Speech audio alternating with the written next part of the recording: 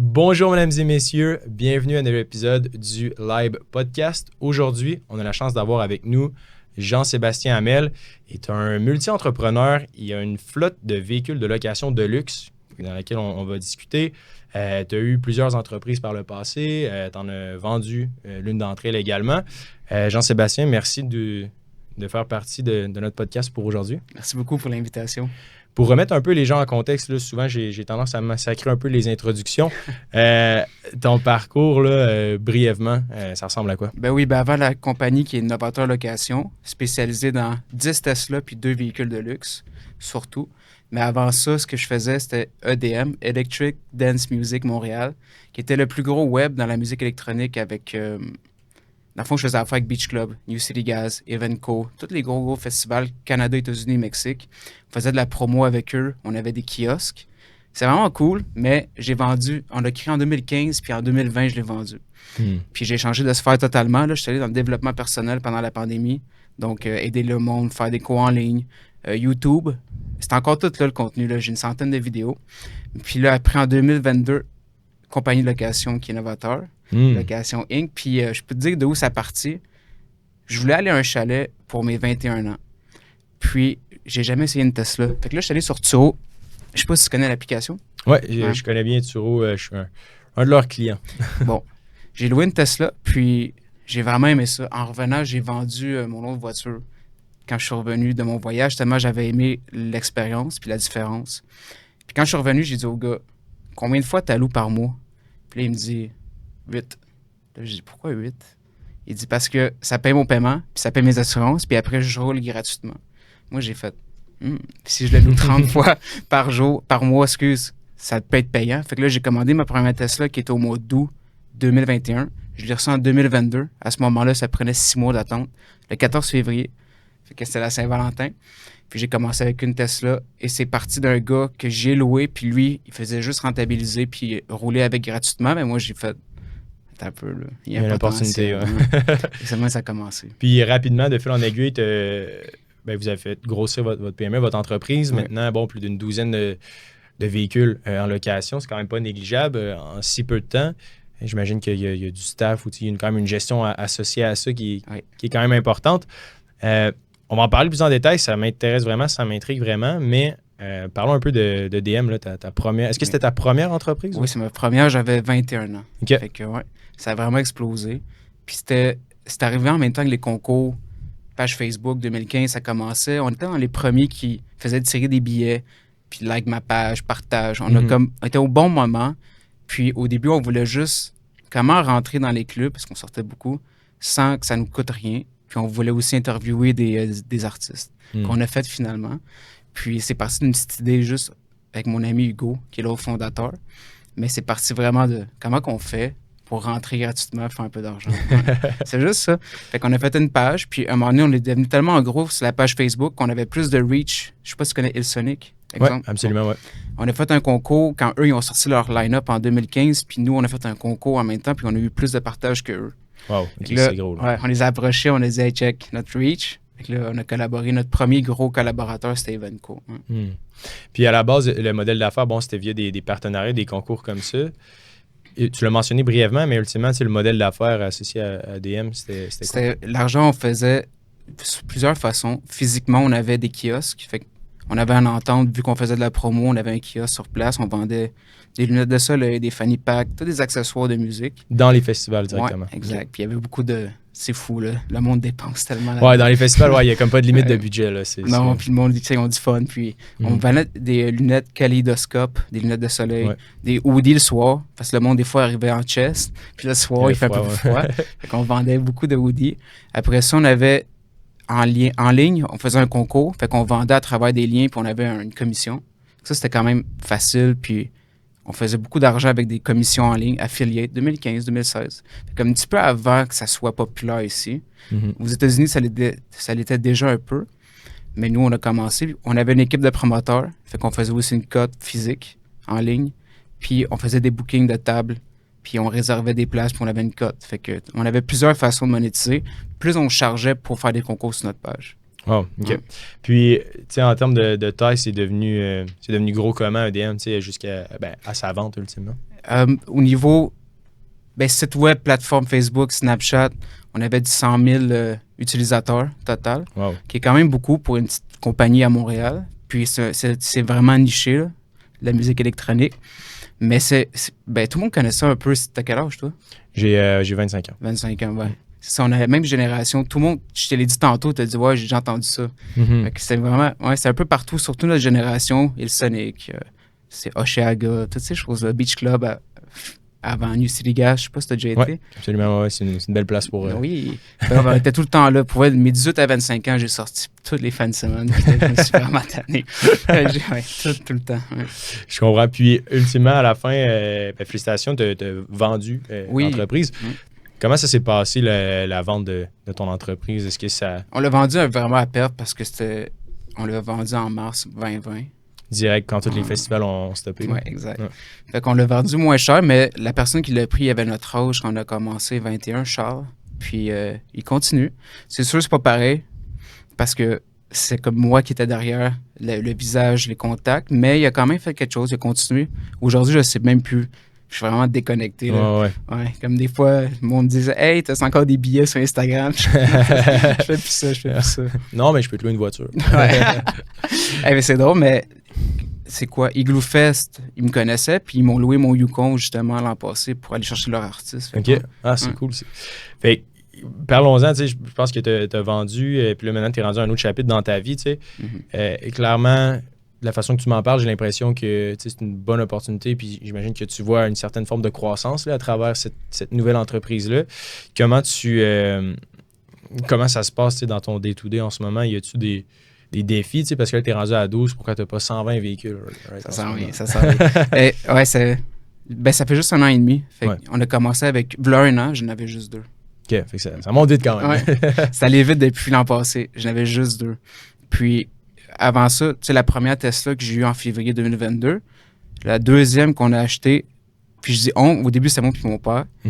Puis après ça, mon père, il a vendu ses parts. J'ai dit, père, anyway, tu t'en fous. Puis là, j'ai 2 nouveaux partenaires. Fait que là, c'est vraiment une grosse entreprise. Puis j'ai amené 2 piliers parce que là, je n'étais plus capable par moi-même. Puis mon père, lui, ce qu'il voulait, c'est juste travailler avec nous, mais que ça roule vraiment. Lui, il s'en fout d'être actionnaire. Il dit, donne-moi de la job. Puis ta pension, c'est ça. Puis je vais travailler. Je fais, c'est bon, on va faire ça. Mais ça a commencé avec une. Puis là, c'est au mois de juin 2022, j'ai fait 3800 ou 4000, j'ai une vidéo YouTube de revenus avec une Tesla. J'ai fait, si on en a 10 d'ici l'an prochain, c'est quand même beaucoup. Là. Ça commence à être sérieux. Puis l'été, tu sais, c'est plus dispendieux. Pendant la fin, tu doubles tes prix. C'est pour ça que ça a été un bon mois. Puis j'ai fait le move deuxième Tesla. Puis les autres sont arrivés par la suite quand mes actionnaires, mes nouveaux 2 partenaires, Marc puis Andréane, sont arrivés, ça fait à peu près 6 mois. Puis là, ça a commencé. Eux, ils en ont acheté 2. Puis on a buildé là-dessus. Ouais, exact. Puis, tu sais, par contre, les véhicules, tu sais, c'est quand même, ils perdent en valeur, tu sais, ultimement, au fil des années. Est-ce que, tu sais, c'est pris en compte dans le modèle, dans le fond? Ou? Tesla, il y a des Tesla qui ont 1 million de kilomètres. OK. Fait que nous, on pensait les renouveler. On va essayer avec 2 Tesla, on va les garder jusqu'à temps qu'ils ne roulent plus, voir si on peut les monétiser jusqu'à la fin.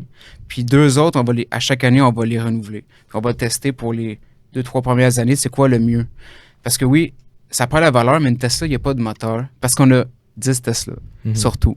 Char à gaz, ça, c'est une autre histoire. Mais les Tesla, c'est un petit peu différent. Oui, ils perdent la valeur, mais ils peuvent tellement rouler longtemps. Puis qu'est-ce que tu as changé, c'est la batterie puis les pneus. C'est tout. Fait qu'on ne sait pas encore, vu que Tesla, c'est vraiment récent. On n'a pas de data même de 10 ans de Tesla, parce que ça fait même pas 10 ans que ça existe.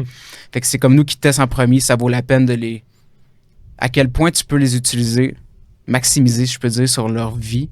Tu sais, que ça soit roulable. Est-ce qu'à 500 000 kilos, ça tient la route, c'est safe? On ne le sait pas. Ouais. On va le savoir éventuellement, mais les chars à gaz, ça, c'est sûr qu'on le tient en considération. On a plus de data. Mais anyway, les chars à gaz, c'est une Porsche, puis une BMW M8, puis une Panamera. Porsche Panamera. Nice, ouais. Panamera, c'est quand même le fun à conduire. Oui, j'adore ça. Pour se promener, je sais pas si t'aimes les voitures, là, mais changer de char. Puis, tu sais, des fois, ma Porsche passe 6 mois, 2 mois. Puis là, quand elle revient, je suis comme, j'ai une journée. Là, ouais, exact. T'es content à chaque fois que tu revois tes chars. Ouais, ben c'est la beauté de la chose aussi, tu sais. Puis on a de plus en plus d'entrepreneurs qui viennent sur le podcast. Et puis de pouvoir vivre d'une passion, ben, c'est aussi le fun. C'est l'univers automobile, c'est un monde en soi. Là. C'est fascinant. Puis de pouvoir acquérir d'autres véhicules exotiques, ultimement, j'imagine que c'est dans votre roadmap aussi. Oui. Location de jet aussi. Ah ouais, après qu'on va faire. Ouais, c'est jusque-là qu'on veut s'en aller. Mais pourquoi on n'a pas encore 100? Ben, c'était dur à gérer tout seul. Le max que je pourrais faire par moi-même, c'est 8. Après ça, là, j'ai eu des actionnaires. Puis là, on va déléguer. Mais avant de déléguer, j'ai vraiment fait tous les rôles. Maintenance, que ce soit aller chercher les clients, les systèmes, l'automatisation, Turo, en dehors de Turo, les contrats. Tu sais, avant de déléguer, je voulais vraiment tout bien savoir pour bien le déléguer. Là, on est rendu là. Ouais.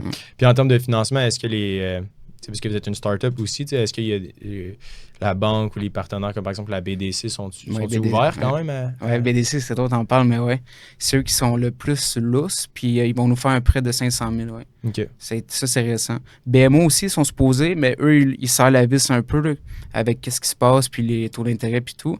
Mais la BDC, eux, sont en ligne. Ouais. Fait qu'on va avoir sûrement d'ici la fin de l'année 4 nouvelles voitures, qu'on va être quasiment à 16. Je voulais être à 20, mais... On va y arriver. Ouais. C'est bon d'avoir des bons objectifs. Puis, ultimement, tu sais, qu'est-ce qui te motive, tu sais, mettons, d'ici 5-10 ans?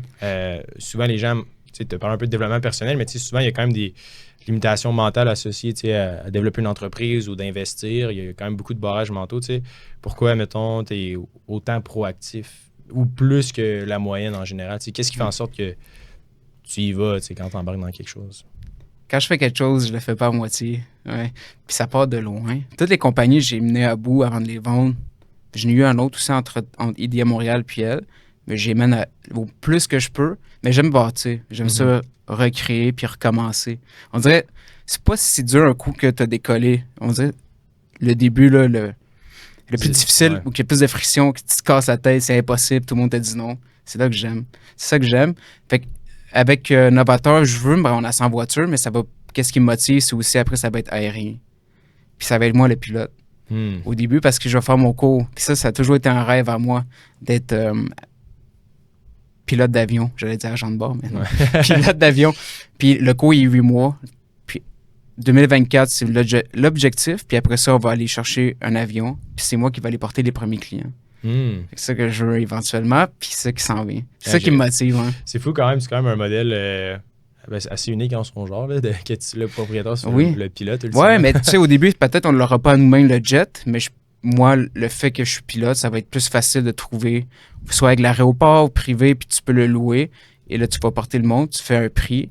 Il n'était pas à nous au début, mais éventuellement. Mais le fait que c'est moi qui l'amène, tu fais des contacts. Tu sais, ceux qui louent des jets, c'est des contacts. Tu sais, c'est moi. Le commandant Amel, puis là, venez, je vous amène. Ça va être plus Canada, États-Unis pour commencer. Des vols de 4 heures jusqu'à Miami, par exemple, ou Vancouver, peut-être pas, mais ça va être vraiment plus en Amérique du Nord, puis éventuellement, j'aimerais ça plus gros. Puis tu sais, les avions électriques s'en viennent. Puis nous, c'est Novateur Location, fait qu'on serait les premiers. On va être, aussitôt qu'il y a des jets, tu sais, ça sera pas du long range, ça va être du 400-500 km. Mais on va commencer avec ça. On est une compagnie verte aussi, donc c'est ça qu'on essaie de viser. C'est bien. Puis ultimement, tu sais, Turo, puis est-ce que tu trouves que c'est un peu la même chose que Airbnb littéralement, mais un peu plus jeune, ou tu sais, est-ce que tu trouves des similarités entre les deux quand même? Oui, bien Airbnb, ils vont faire comme Turo bientôt. Okay. Ils vont offrir de location de voitures. Ça s'en vient. Aux États-Unis, ça a commencé. Ici, ça va s'en venir. Fait que je sais pas qu'est-ce qui va arriver avec Turo, mais là-dessus, je suis powerhouse sur Turo. Fait que je pop dans les premiers. Mais on fait moitié Turo, moitié en dehors. Turo, ça l'amène des clients, mais ils gardent 20%, 25% des fois. Ouais. C'est énorme. C'est beaucoup. Mais après, tu peux garder le client, puis tu l'as directement à toi. Mais par Turo aussi, il y a moins de... Quand il y a un accident, c'est plus safe. Exemple, mon Yukon s'est fait voler sur Turo. Ah ouais? Ouais. Méchante affaire. Si tu savais, je peux t'en parler des affaires, des pertes totales, des délits de fuite. Ah ouais, OK. Ça se part de challenge là, quand même. Mais pour moi, c'est la plus dure business que j'ai fait de toute ma vie. Puis c'est avec le vrai monde, puis t'as des vrais problèmes. Puis des fois, je vais souvent en voyage, puis avant, c'était facile avec IDEA Montréal. Tout est en ligne. Et que tu peux t'en aller un mois à Playa, à Tulum, là, avec ça. Oublie je pars une semaine, je suis comme, genre de revenir, s'il y a plein de problèmes. Ouais. Puis, comment ça s'est passé dans l'histoire du Yukon? Je sais pas si tu peux la raconter. Ben oui. Qu'est-ce que Turo a fait? Là? C'est arrivé avec un client, fait que lui, il est allé au Sport Expert à Anjou, il est sorti, puis le Yukon était plus là. Fait que, OK, c'est pas lui qui l'a volé. C'est lui fait voler pendant qu'il... Okay. Puis là, le tag faisait installer le lendemain. Oh non. Ouais, fait que là, Turo, ils ont fait une investigation, ça a pris 2 mois. Ils nous ont remboursé, mais tu sais, 2 mois, même 3, c'est long parce que tu continues à faire les paiements, puis tu perds 3 mois de revenus. Ouais. Fait que même si on a remboursé, on a perdu beaucoup. Mais Yukon, c'est vraiment quelque chose qui se fait voler souvent. Ouais. Yukon, GM, Honda. Tesla, c'est impossible à voler. C'est ça que j'aime. Avantage, ouais. Puis tu peux aussi les track. Puis si tu vois qu'un client il est un peu bizarre, tu peux y enlever accès. Puis tu vas chercher le char. OK, directement. C'est qui est le fun, ouais. Ça, c'est quand même fou. Puis ultimement, le Yukon, vous l'avez retrouvé ou? Non, il est en Afrique. Mais t'es pas sérieux? C'est clair, ouais. Ben, il est parti dans un container. Puis non, on l'a jamais retrouvé. Puis il y en a un autre qui s'en vient dans pas long dans la compagnie. Vu qu'on a enfin eu le chèque. Puis il n'y en avait pas disponible. Il y en a un qui revient dans 2 semaines. OK. Puis là, on va prendre plus de précautions pour le vol. Parce il va avoir un tag, celui-là. Ouais, un tag aussi. On va checker d'autres procédures ou des barreurs ou à distance. Parce que il y a 70 chars de volés par jour à Montréal. Autant que ça? Ouais. 70. C'est fou, pareil. Ouais. Fait que t'es pas à l'abri de ça. Si t'as 100 véhicules, il y a des bonnes chances. Ben, si c'est Tesla, oui. OK. C'est autre que Tesla, les problèmes. Mais moi, je veux sans Tesla. Ouais. Mais je pense que... En plus, c'est le fun, le fait que ce soit une entreprise verte, ultimement. Là, tu favorises l'électricalisation des flottes de véhicules. Fait que c'est... T'as déjà conduit une Tesla? Ouais, j'ai déjà conduit une Tesla. Laquelle? Une Y. Ouais. Le VUS. Là. OK. Ouais. Puis... T'as aimé? Ouais, il était cool. C'était un... Lui, avec les 2 moteurs de turbo. Le performance? Ouais. OK, ça marche. 0-100, 3.8. C'est ça, c'est un bon véhicule. Là. On peut quand même se rendre assez loin. Là, c'est pas tant quand tu rentres là-dedans. La première fois, au nombre de clients, quand ils sont revenus, t'es comme... Où j'ai converti en Tesla. Ouais. Même si je suis pas vendeur de ça, mais je n'ai converti au moins 40. Là. Je sais, ils ont acheté une Tesla après l'avoir essayé. Ouais. Il était rendu littéralement un ambassadeur de il devrait me donner une cote, Elon. C'est super. Puis est-ce que c'est un... j'ai l'impression que c'est un modèle qui est quand même unique en son genre. Airbnb, bon, tout le monde connaît, mettons les chalets locatifs et compagnie. C'est quand même innovateur dans ton cas. Fait que je trouve ça intéressant. Puis ultimement, les jets, la flotte de 100 véhicules, ça prend essentiellement du capital des partenaires. Comment tu as fait dans ton cas pour trouver les bons? Parce que j'ai l'impression qu'il y a beaucoup de gens qui viennent sur le podcast puis ils parlent souvent de leurs partenaires, que c'est comme des joueurs clés dans leur succès. Comment tu as réussi à filtrer et à trouver les bons partners pour ce... Ils sont venus à moi. OK. Ouais, je les ai attirés. Fait que j'ai été chanceux là-dessus. Puis on a chacun nos forces. Moi, c'est systématiser le day-to-day. Régler les problèmes du moment. Andréane, c'est vraiment marketing, plus niveau... elle a fait des études supérieures, fait qu'on disait que ça apporte une certaine structure que j'avais pas, parce que j'ai pas d'études. Puis j'ai Marc qui est courtier immobilier. Lui, il a beaucoup de contacts. Puis grâce à lui, on était chercher un prêt justement qui s'en vient. Puis Andréane, tu vois, elle amène plus de structure. Puis moi, je suis capable d'exécuter encore mieux. Fait qu'on on se complète. Chacun a ses forces. Puis sans eux, ça serait pas pareil, c'est sûr. Puis avec quelqu'un comme moi, ça serait peut-être pas l'idéal non plus. Non, exact. C'est la beauté de la chose. Quand c'est un win-win-win, c'est fait pour durer. Ouais. Et quand ils sont venus vers toi, comment ça s'est passé? Parce que de faire confiance à d'autres personnes en affaires dans ton entreprise, c'est littéralement un mariage dans un certain sens. Là. Ça prend quand même un bon niveau de confiance. Oui. C'était quoi un peu le process derrière ça? J'ai une vision, je l'aurais lu, ils l'ont lu, les valeurs. J'avais déjà un petit peu la fondation derrière Novateur. Puis ça matchait avec eux. Puis tu sais, je suis quand même bon à saisir les gens vite. Puis c'est des bonnes personnes. Puis je me dis, au pire, ça serait une expérience, un échec. Mais c'est pas un échec, ça serait un apprentissage. Puis je ferai attention la prochaine fois. C'est la première fois que j'ai des partenaires autres que mes amis que je connais déjà. Puis à date, non, tout va bien. Ouais, c'est génial. Puis en termes d'opportunités d'affaires, je pense que tu es quand même quelqu'un de créatif qui sait, par diverses façons de faire de l'argent. Pour les gens qui veulent commencer à en savoir plus sur l'investissement ou lancer un projet, y a-tu des erreurs que tu as faites par le passé qu'avec du recul, tu peux faire éviter aux autres? Des erreurs? T'as-tu 4 heures? On a du temps. Ouais.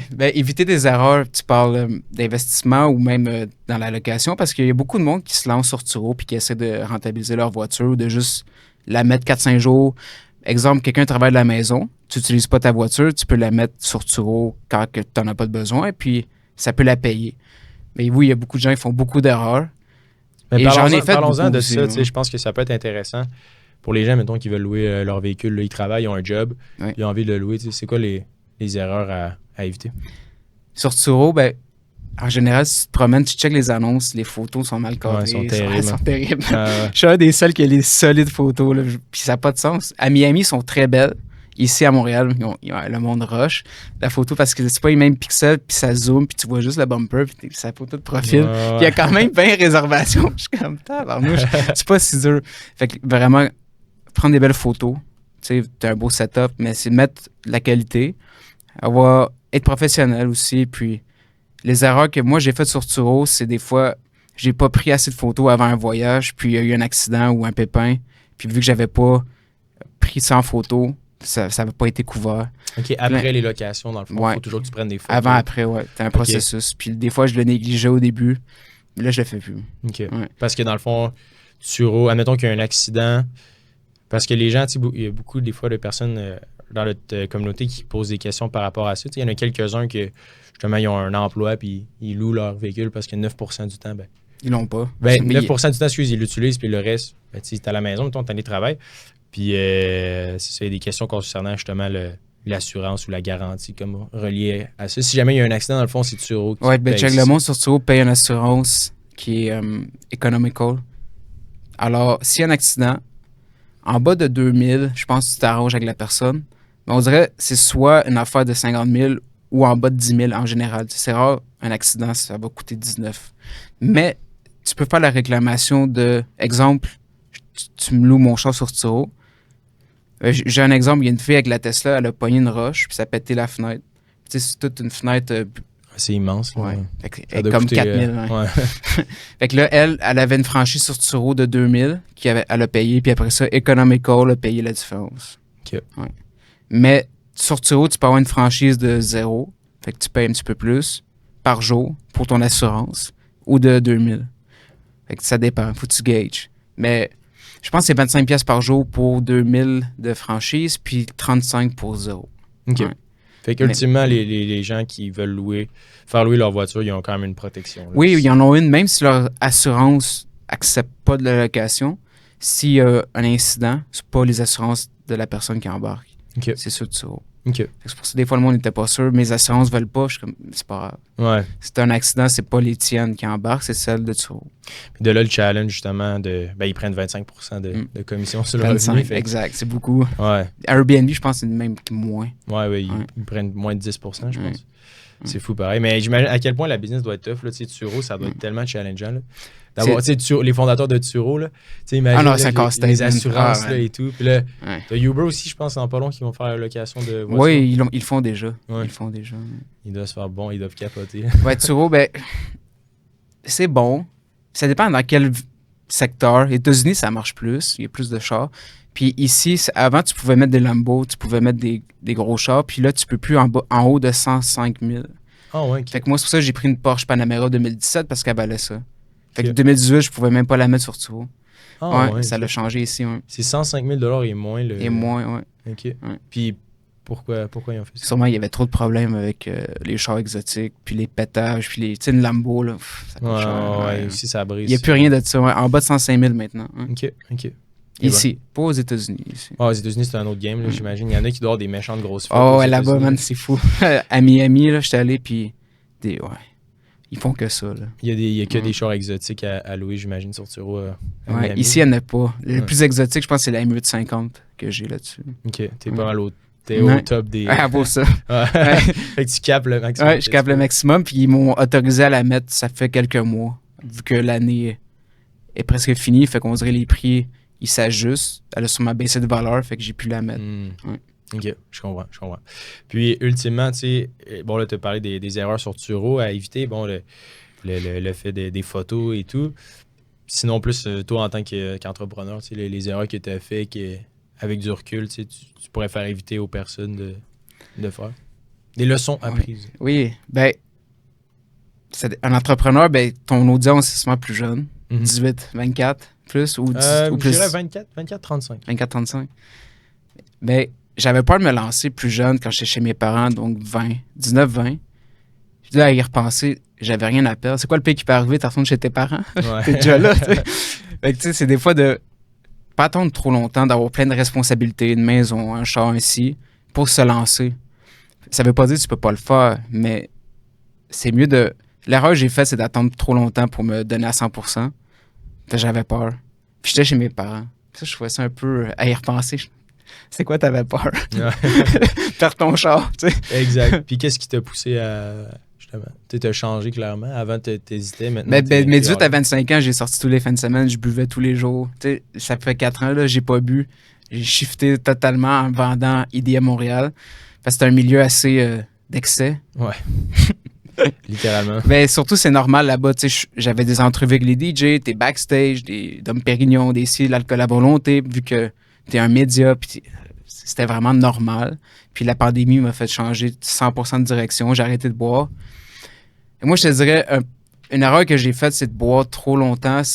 Productivité parlant. Quand que je buvais, t'es hangover, ça prend du temps de t'en remettre.